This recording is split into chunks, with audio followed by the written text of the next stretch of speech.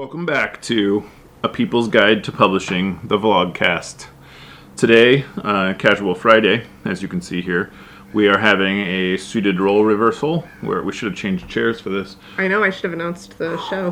Where Elly will be the scandalized publisher, and I will be the sane voice of reason. Hey, Ruby will still be Ruby, the service dog. So today we're going to talk about a topic related to metadata. Can you define metadata for us? Metadata is data about data. It's how you communicate the specs of your book to the publishing industry. So one piece of metadata that is a little bit obscure that we're going to focus on today, because I'm very passionate about this topic of this one obscure piece of metadata, is the way you communicate your print run. And most smaller publishers won't ever need to communicate this information to anyone except for their printer. But when you work with a larger distributor or wholesaler, they often ask you to communicate your print run. And can you tell us why that is? So all metadata is inherently marketing, so everything from the trim size and page count of your book really demonstrates the value of the package, or that it fits on the shelf with the similar books of its type. Similarly, it tells the account if it will fit face up on a table with some other books that they might want to place it with. You're communicating if there's illustrations in the book, if there's color. Essentially, like, you're showing the value of the package. So similarly, the print run is a sort of a fascinating part of this marketing metadata, because you're basically demonstrating how serious you are and how much anticipated demand you believe there is for this book. Right, like, say people are like, oh, they're printing 2,000 copies, they must not really believe in it, even though the average number of copies sold of a book now is like 50 copies. According to NPD's decision key, 93% of books last year sold fewer than 50 copies. So I would say if you're selling 50 copies a year, you're in the top 7th percentile. But let's just say, if we were to say, hey, we're publishing this book about publishing, A People's Guide to Publishing by Joe Biel, and we're going to print 2,000 copies. This was in the top 7% actually last year. If, say, we were to communicate, hey, we're publishing this new book, we're really excited about it, here's everything about it, we're going to print 2,000 copies, a lot of those buyers would only look at that number 2,000. They'd be like, oh, they don't believe in the book. We're just going to pass on it, even if we otherwise think it's a good fit for us. And the reason for that is that everybody lies about this number. This is something that I thought was hyperbole when I first began as marketing director here. I did not believe it, but quickly I learned from looking at the data and talking to other people that literally everybody lies about this number. If you do not lie about the number of books you're going to print, you will not be allowed to sit at the cool kids table. Yeah, everyone will look down on you and think you're an amateur. They won't say anything, but they'll they'll be like, oh, he's saying he'll print 500 copies of his book.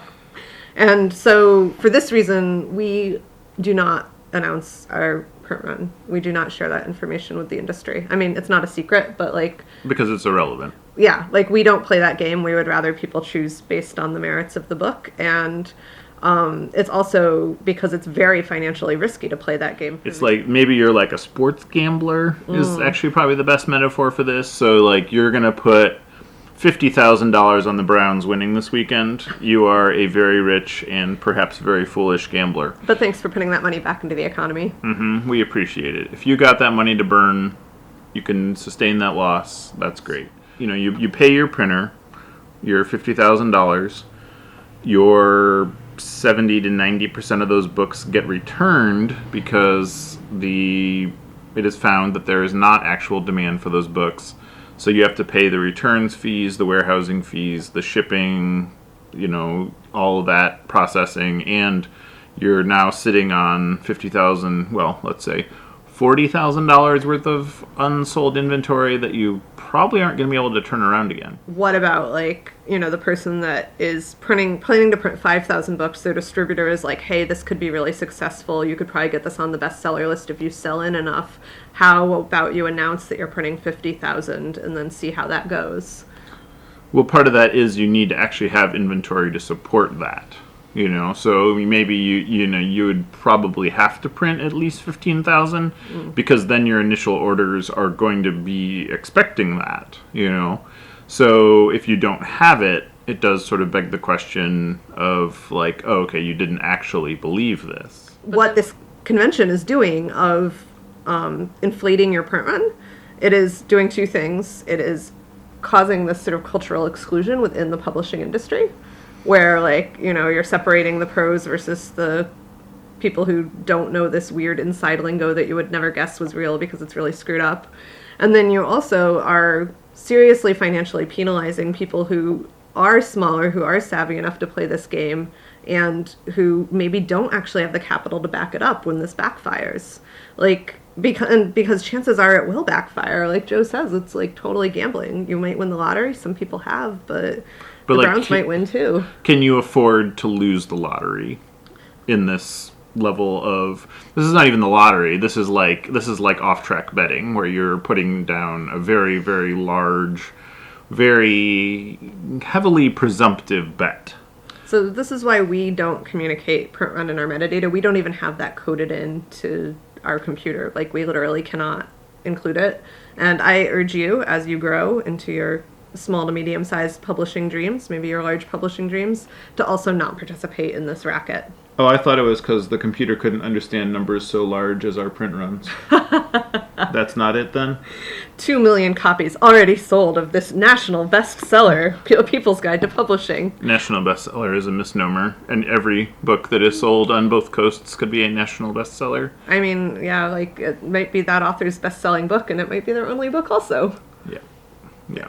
It might even be their international bestseller. That's some good language to look out for as you peruse your bookstore. But we wanted to share all of this with you, partly as a cautionary tale, but also partly to like give you a window inside kind of what keeps the publishing industry so exclusive and so rarefied and so, dare we say, elitist.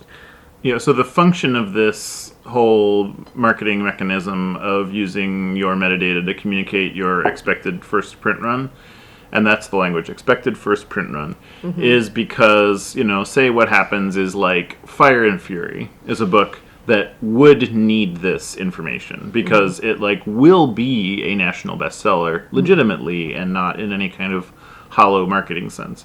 So what happens is every store in America has a reason to stock that book, whether it's to be skeptical of that book, to read that book, to like take in the information from that book. It has legitimate nationwide interest and like could conceivably sell millions, and so they do need to express that in some way, and since so many of these conventions are made hollow by like false advertising over centuries, this is an effective way to share that. But we can do better. We in the grassroots who are producing evergreen titles that sell maybe not quickly. Like, maybe we don't want to sell 1,000 copies to one store that will then return 950. In fact, we definitely know we don't want to. So rather than play that game, we prefer to urge you to publish really good books, really spend that time instead of like worrying about like playing these numbers games, like spend that time like really doing your title development research, really focusing in on your other data, making sure you've got the right size, the right format, that you're communicating where the author lives, that you have a really great description with like really great SEO, and like, make the book like appealing on its own merits, because it is. And don't worry about the games that the industry plays or the bestseller lists or any of that, because it won't serve you. The house always wins. This has been A People's Guide to Publishing, the Vlogcast. Yeah. Volume 1 million. I am your host. Or wait, That's no. an inflated number. This is, whoa! That is the anticipated first print run viewing of this vlogcast. And since it hasn't screened yet, we don't even know. It could be correct. Hey, hit subscribe, share this with your friends. Let's get those numbers up. 5 stars, every one of you, on iTunes. Do it. This is your host, Elly Blue, the scandalized publisher, and I am Joe Biel, the sane voice of reason. You can find us on the internet at microcosm.pub, on Facebook at Microcosm Publishing, on Twitter at Microcosm, and on Instagram at microcosm_pub. Thanks for watching. Bye.